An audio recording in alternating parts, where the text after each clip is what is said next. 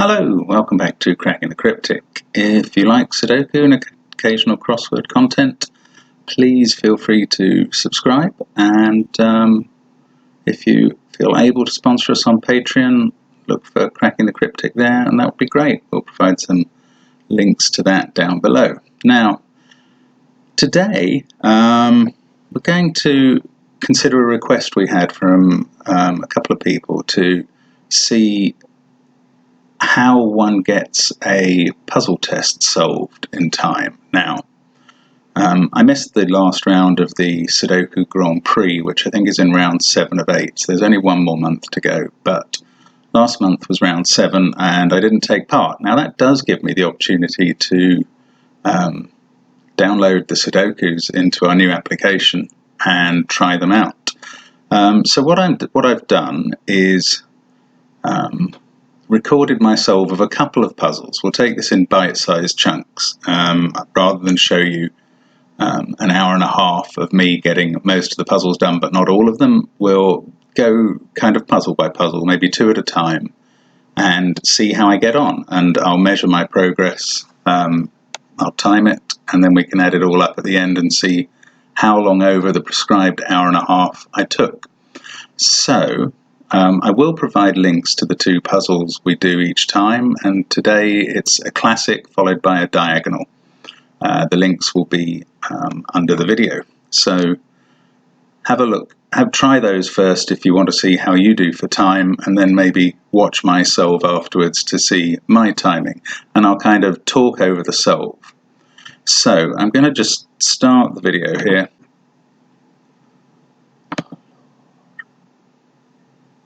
Here we go. So this was the easiest classic in the set. It was worth 14 points out of 600 for a 90-minute test. Now that works out at 2 minutes, I think. So you're meant to solve this in 2 minutes if you're going to be on a pace to solve all the puzzles in the set in the time. So this is me starting with some Snyder notation. I mean, you will be able to see numbers that I've missed more quickly than I am spotting at the moment, like there should be a 2 up here, that's fairly clear, but I'm going about it in the order that I looked at it in.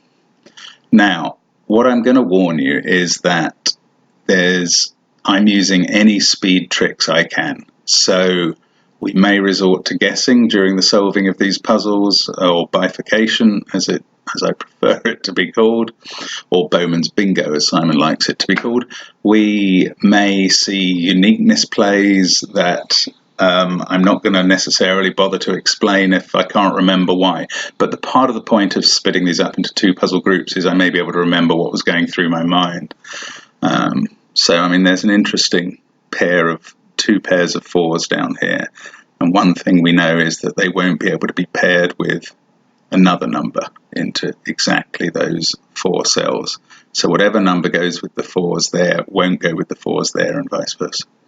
But overall, I'm really just looking to try and pick up anything obvious. I do recall finding this not as easy as build. So that's a 5-7 pair up there, and that's finally useful. And I should probably have been able to spot that a while before I did.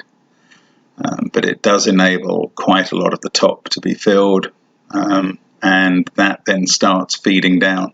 Now the classic trick, the classic sort of tip is, once you've got something across, try and apply it to down and so forth. As soon as you get some deduction, normally based on a box that has worked from an across consideration, then apply the new number you get to the down consideration to see if you can do anything from that, and vice versa. That really is kind of my number 1 tip.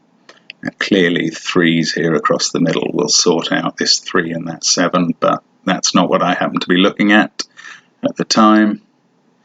Now a good question is, how does solving on a computer affect my times? Well, I think quite adversely. If I was solving on paper, I would expect most puzzles to be about a minute faster than I do them, even in Sam's application, which is excellent.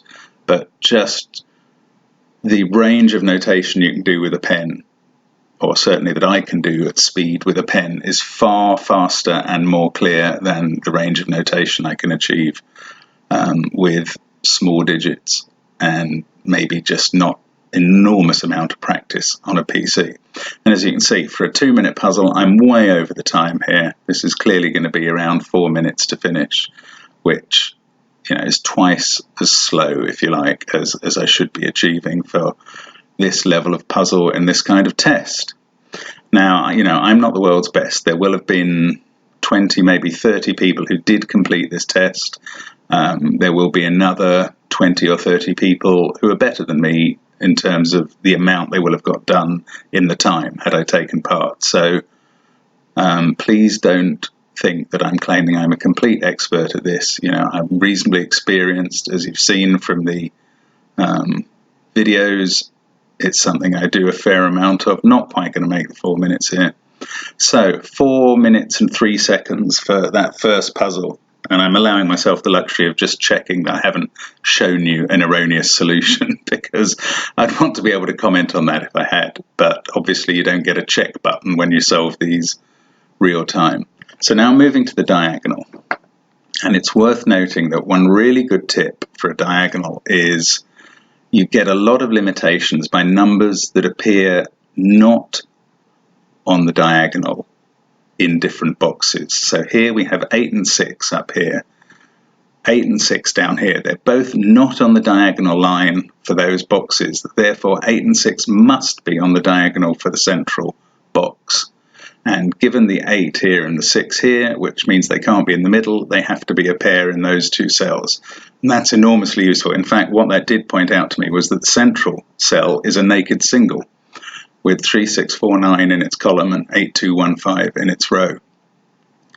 A diagonal is a very interesting beast and a popular inclusion for a lot of reasons, one of which is that the logic feeds very well between the extra constraint and the normal Sudoku. So you often have to make normal Sudoku considerations early on and also diagonal considerations early on.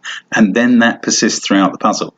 A lot of the variants, it really helps to consider the variant first.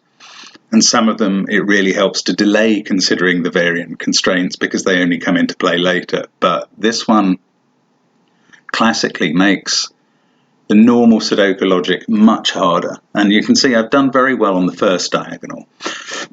In fact, apart from that 6 and 8 pair, I've got every number filled on the leading diagonal.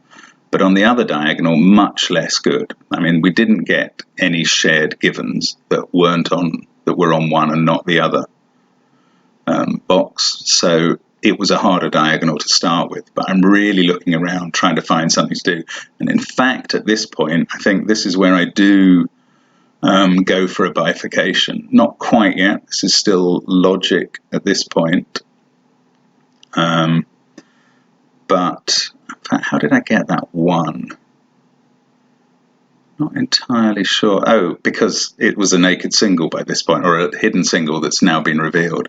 But now this is where I bifurcate. So I assume, what if that's a 6 there?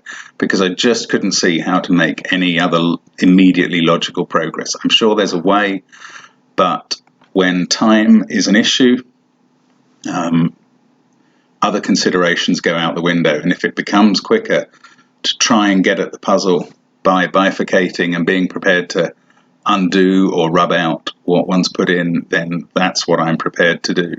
Now, of course, what I'm stupidly not realizing is that the whole point of bifurcating there was that there's only one other cell in the column. So I should be filling in a 4 up here and a 6 here. So that's real lack of concentration on my part, and eventually I've got there now. And carry on, there's obviously a very fair chance that I've picked, you know, it's a 50-50 whether this was going to be a 6 or a 4 ab origine, so there's a fair chance that I've picked the right one. However, I think something down here started making it go wrong fairly quickly. Now look at this cell. This now has to be a 1 for the column, but I've got a 1 in the row. So that's been a bit of a disaster. So I've had to unwind it back to where I put the 6 in, and now I know it's not a 6 in that cell, it's a 4. So I remembered this time that gives me the other cell in the column.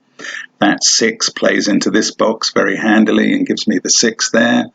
And in fact, it becomes reasonably quick at this point. Still got this 4-9 pair here and a 4-9 pair here now, so they're going to have to be resolved from the central box. So that's probably not a very fruitful place, except to just enter a bit of Snyder notation.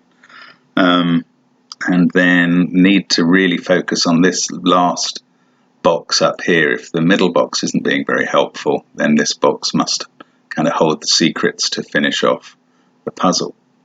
I kept expecting that the central row and column would kind of finish themselves off very quickly, and it didn't happen all that fast. Now, what was the points value of this puzzle? Well, I didn't check when I was solving it, but apparently it was only 25 points. That's about a bit less than twice as fast as the first puzzle was meant to take us. So I was meant to be getting this done to be on pace in under 4 minutes, about 3 3/4. And as you can see, I'm already over 5 minutes. Now that's not shocking, and it hasn't really gone badly. I've got quite a lot filled in. Now I've got pretty much all the diagonals done, and the rest should therefore become fairly pure Sudoku once I get this 6-8 pair resolved in the center. So it should be reasonably straightforward from this point. And I can tell you that a diagonal is not one of my favorite types. I'm really not very good at them. I think the logic is just different enough that I find it pretty difficult to see what's going on. So I'm not too upset with this result. If I could get this finished in 6 minutes, then I can put that down as something that I wasn't too slow on, and I can probably make up some time on some other puzzles, although it'll be embarrassing if we do the whole series and I'm behind the clock for every puzzle. That might well happen, but let's see as we go along. So the central row and column is now going to be fixed. Got 7, 5, 2, 8 to go in there. Now we can do the middle row. And as long as you can pick the right rows to finish off, it's all very straightforward from this point. So it's basically unwinding a lot of pairs that have come to exist in the various rows and columns. So there we go, finished probably in just under 7 minutes. And as I say, that's pretty slow. That's twice the time maybe for what this puzzle should be, but hopefully some of the other variants will go better, some of the more valuable ones later. And there we go. Just checked that it's complete, and that's the first 2 puzzles in the Grand Prix 7. It was, just for the record, it was set by authors from the Netherlands, and I don't know what the rest of the puzzles are like, so I'm not really going to comment on the set until later, but thanks for watching. Do let us know in the comments if this is something that interests you, because it's going to be a kind of 6, 7 or 8 part series if we do carry on with it. If you think it's a waste of time, let me know, and I'll stop it. Please don't put too many comments about how did he see the 9 in row 4, column 9 or something, because that's not really what this is about. This is about showing you the speed of the solve. You can work out, if you like, what the elements of that solve were. As I say, except where I tell you it should be purely logical and deducible, therefore. But thank you very much for watching. Hope to see you again, probably with installment 2 of this Grand Prix test. And see you soon on Cracking the Cryptic. Bye for now.